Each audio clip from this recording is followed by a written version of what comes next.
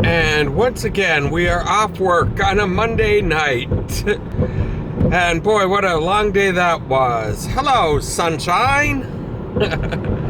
And yes, sometimes on Mondays, they're long and stressful, and it's a good night to do a rant. That's what I'm in the mood for tonight, a good Monday night rant. Well, hello there, and welcome to a Monday night rant here on Tommy Travels the Second. And tonight's topic is going to be the NFL. This last weekend was the NFL draft weekend, and it brought up some thoughts about the NFL in general that we're going to do a little rant about tonight. So if you are brand new to this channel, go ahead and hit subscribe so you don't miss out on a thing. This should be fun, you guys, and I will see you right after this.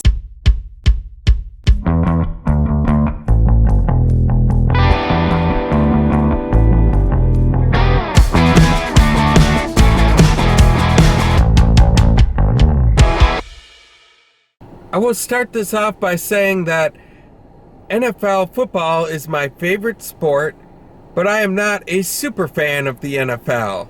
I don't do draft leagues. I don't know every player on every team. Mostly what I really am is a Vikings fan. And that's the only sport in Minnesota where really I try to watch every single game of the season if I possibly can. There are times when it doesn't work out and I have to miss a game. But fortunately now I can watch the whole game in about 10 minutes on YouTube. There's a thing where they just show only the plays, the fast action, take out all of the commercials, all the in-between plays, and the whole thing comes to about 10 minutes and you can really catch the whole game. It's unbelievable. So if I do miss a game, I'll definitely watch that. And I really do like football, but there's some issues with it that have been kind of bothering me over the last few years, and that's what I want to talk about here tonight. The first thing that I'll mention is the draft itself. Since this last weekend was draft weekend, I figure we'll start there. The draft used to be Saturdays and Sundays. That's when the entire duration of the draft would take place, and the first rounds would take place on Saturday, the later rounds on Sunday. They've changed all that, so now it starts on a Thursday night and Friday night, and Saturday then is the last day of it. And I guess some people like it better. Maybe the ratings are better that way, or the NFL somehow makes more money doing it that way. I don't know what the deal is or why they changed it, but I don't like it. I work in the evenings. I work from 12 to 9 most of the time. So the draft is already well underway on a Thursday evening by the time I get a chance to pick it up. And so I've missed a lot of stuff that I don't get to see. And I'm certainly not going to take a day off work to watch the NFL draft. No, thank you. And then the Friday night, same thing. It's just I miss out on a lot of it. So I don't like that they changed it to weeknights. I suppose they get more primetime coverage or something like that if they do it that way, but I'm not a fan of it. Never have been. Keep it on Saturday and Sunday like it used to be. The other thing about draft time is that you get so optimistic about your team, even if they really sucked last year. Like the Vikings didn't have a good season last year at all. But then all of a sudden the draft time comes around and they pick a player in the first round, and it's like, oh my gosh, we needed a player like that to fill that spot. And then they get another player in the second round, or maybe two players in the second round, and it's like, oh my gosh, we got that, and we got that, and we're gonna be awesome. And you just have so much hope pinned on these drafts. Even though for me, by the time like training camp rolls around, because there's a big lull between draft day and training camp. So by the time training camp rolls around, I've forgotten most of the names of the people that we were so excited that we drafted. But it's such a big deal at the time. And then you go through the season and you find out, hey, we still can't beat the Patriots. And the Patriots. I mean, I don't know what kind of a deal with the devil those guys made over there, but it is getting ridiculous. It seems like every year, or every other year at least, the Patriots are going to the Super Bowl. And it takes the fun out of football, because it's like you want to think that your team has a chance to get to the Super Bowl. But every year, it's the Patriots, Belichick and Brady. And they win pretty much all of the time. They go through the season, they might lose one or two games, and it's maddening. And I think the whole country pretty much agrees with me, unless you're from that New England area where you're a fan of them. But everybody else, it's getting to the point, it's like the Yankees in baseball. Except in baseball, it really isn't fair, because if you just have the most money, you can put together a better team than other markets can. But in football, salary caps.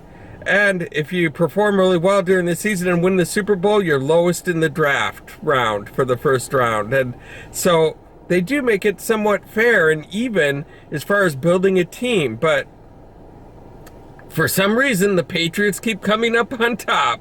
And all I'm saying is I'm getting sick of it. And I'm not sure if I noticed this last season or the season before, but the NFL has snuck in yet another way to throw in commercials during the game. It used to just be if there was an injury timeout, they would go to commercials, or a change in possession, just the normal commercial times, and they would go to commercial and then come back and pick it up. But now they've decided if there's any little small break in the action, hey, we've got 15 seconds. Let's put up a little pop-up box and throw a commercial in there for something. And it'll be like, well, no, we haven't gone to commercials. You can still see players walking around on the screen and what's going on. But here's this little commercial, just so we can make a few extra bucks on top of the other billions that we're already making. Because you're not throwing enough of your money away on this sport. We've got to just squeeze a couple more dimes out of you.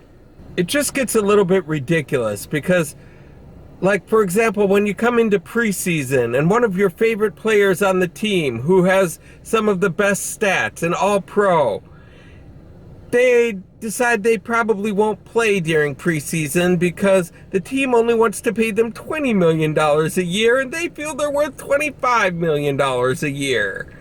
In fact, you may lose that player altogether to another team that will be willing to pay them what they're asking for. It's just $20 million, $25 million, and people pouting over, nah, I'm not going to get $25 million.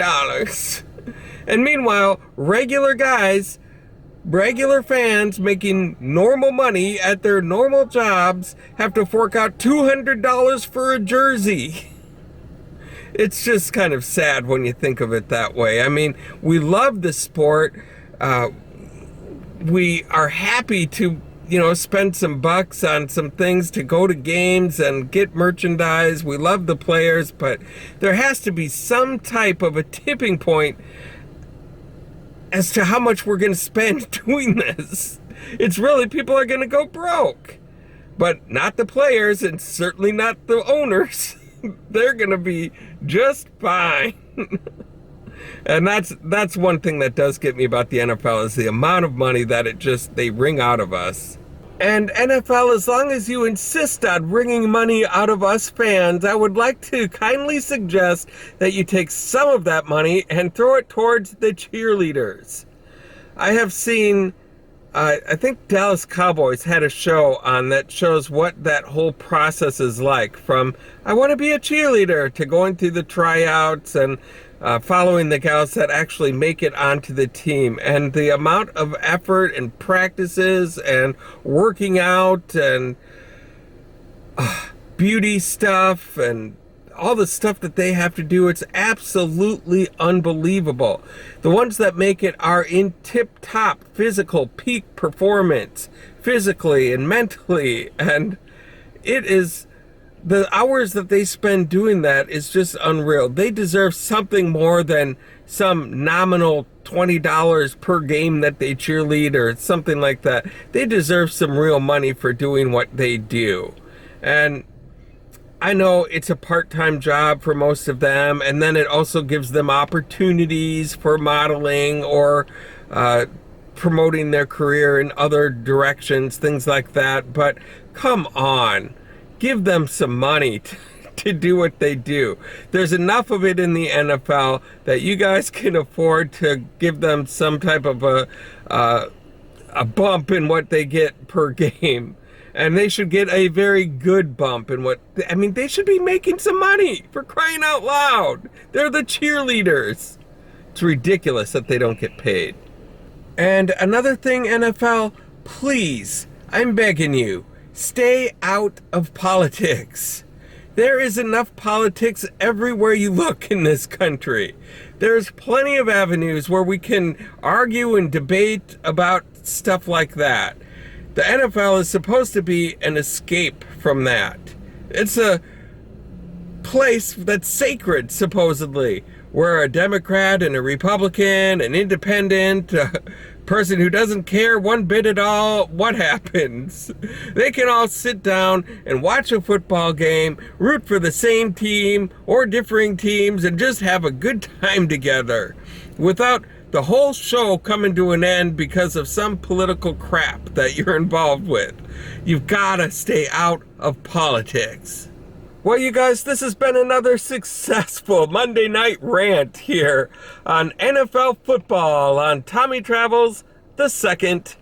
And if you guys have some other things about the NFL that you would like to rant about, I know that I've missed some in this video, like how they keep changing the rules all the time with overtime and where you kick the ball from and all that kind of stuff. There's a lot of things I'm sure that I've missed. So if you've got something that bothers you, leave it in the comments below. If you liked what you saw here today, go ahead and hit like on my YouTube channel. While you're at it, go ahead and hit subscribe and the little bell notification next to it so you can be the first to know when a new adventure comes out.